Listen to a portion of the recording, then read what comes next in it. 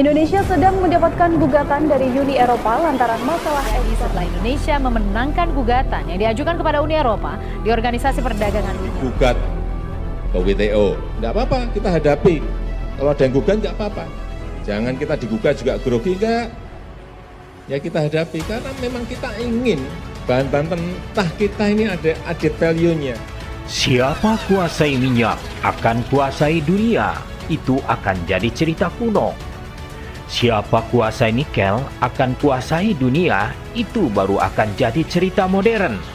Dan itu adalah masa depan Indonesia.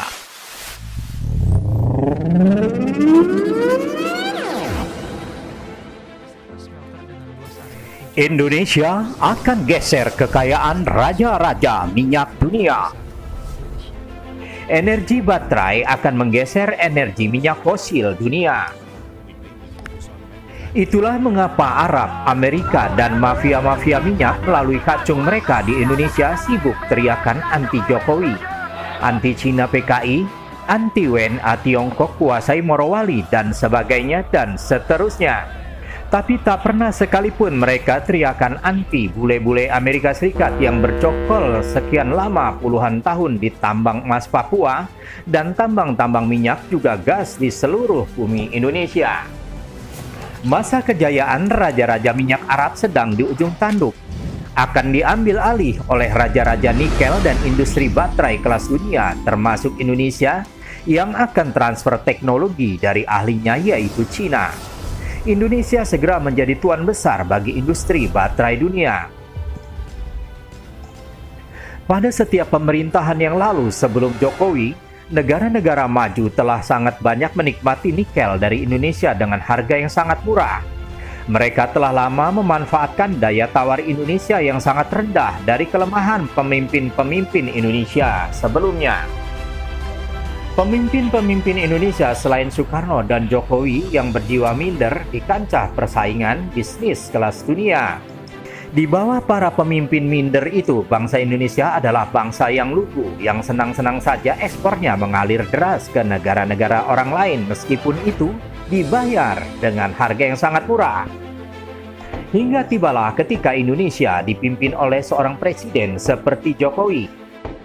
Indonesia mulai berpikir bahwa mereka itu adalah negara-negara kecil. Tapi kenapa begitu kaya raya? Padahal mereka tidak punya nikel dan tidak punya kelapa sawit, tapi kok gayanya selangit. Apakah yang membuat mereka begitu sejahtera dan kaya raya sehingga bisa menjadi negara berpengaruh di dunia? Selidik punya selidik, ternyata mereka bisa kaya raya. Salah satunya ya dari nikel mentahan yang dibeli dari Indonesia dengan harga yang terlalu murah. Sedangkan nikel itu setelah diolah mereka jual dengan keuntungan yang berlimpah.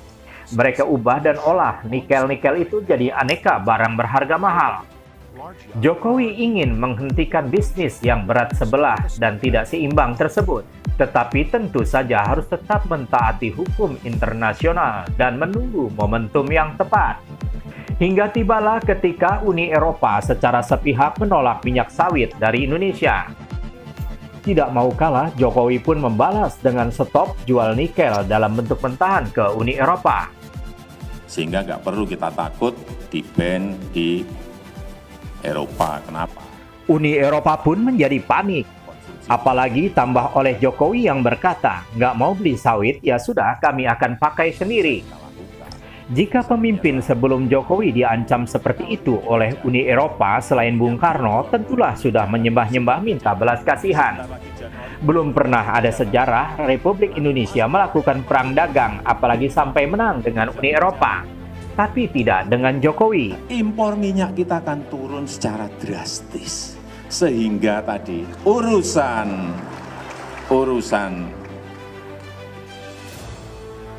neraca perdagangan, transaksi berjalan kita menjadi lebih baik. Kenapa ini tidak dikerjakan dari dulu? Karena ada yang senang impor minyak. Saya tahu yang impor siapa sekarang. Yang saya sampaikan, kalau mengganggu acara B20, mengganggu acara B30, mengganggu tadi yang urusan DME, urusan polipropilin, hati-hati. pasti akan saya gigit orang.